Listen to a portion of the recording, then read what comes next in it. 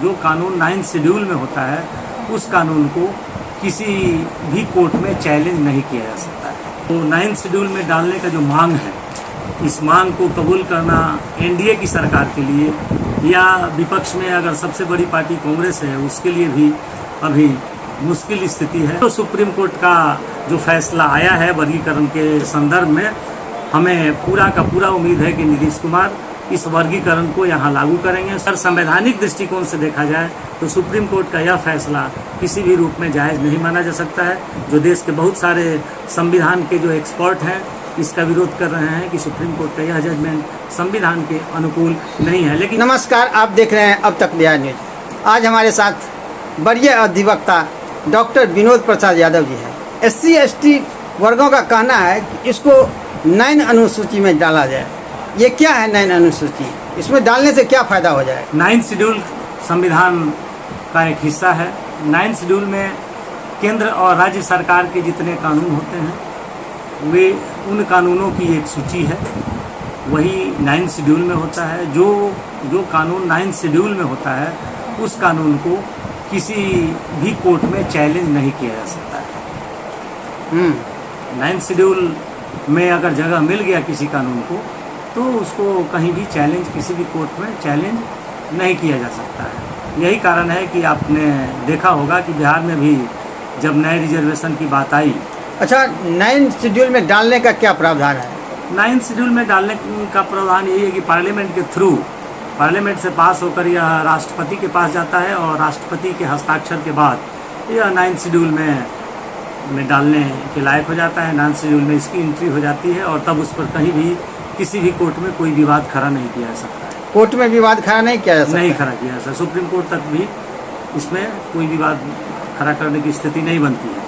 अच्छा, संसद से कैसे पारित होगा? कितना चाहिए बहुमत? ये सिंपल मेजोरिटी से पास होता है। ये कोई भी कानून बनने के लिए सिंपल मेजोरिटी की जरूरत होती है। सिंपल मेजोरिटी के द्वारा यह पारित हो जाता है और पारित होने के बाद यह राष्ट्रपति के पास जाता है, जैसे कि अन्य कानूनों के लिए जाता है। या कोई विशेष तरह का कानून नहीं है जिसके लिए विशेष बहुमत की आवश्यकता हो। सिंपल मेजोरिटी से यह पास होकर राष्ट्रपति के पास जाता है और यह प्रोसेस में साइन होकर राष्ट्रपति यहाँ से आके अपना। अभी देश में एनडीए की सरकार है, क्या लगता है जो मांग है इन लोगों का, क्या एनडीए की सरकार इसको मान लेगी?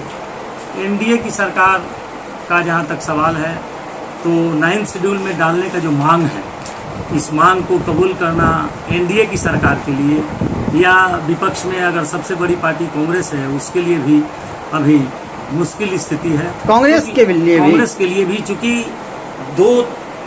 दक्षिण के राज्यों में वहाँ इसको जो सुप्रीम कोर्ट का हाल का जजमेंट आया है वर्गीकरण का, उसको मानने के लिए लोग वहाँ तैयार है, चाहता है, लेकिन अन्य जगहों पर इसकी बात अभी माने नहीं हो सकता है। क्योंकि अभी जो विपक्ष का आंदोलन चल रहा है रिजर्वेशन के लिए, संविधान के लिए, उसमें इस वर्गीकरण को अगर माना जा रहा है तो कहीं न कहीं उस लड़ाई को धक्का पहुँचेगा। इसलिए सुप्रीम कोर्ट के इस जजमेंट के आने के बाद भी मोदी सरकार वर्गीकरण का पक्षधर रही है।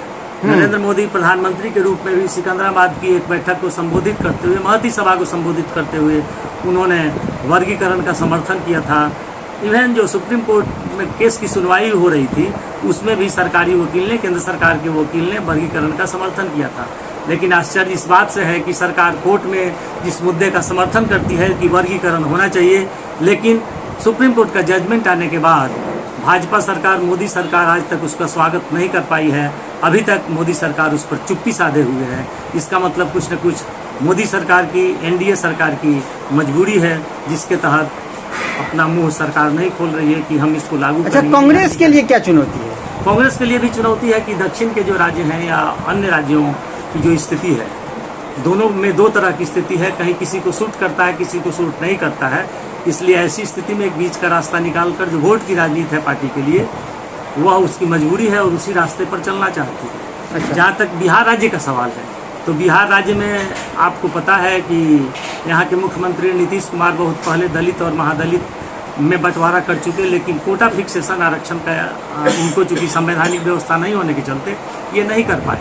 क्योंकि पंजाब और आंध्रा के मामले में ये मामला सुप्रीम कोर्ट गया तो पहले सुप्रीम कोर्ट ने इसे टर्न डाउन कर दिया था इसी के कारण ये यहाँ व्यवस्था नहीं कर पाया, दलित और महादलित करने के बाद भी।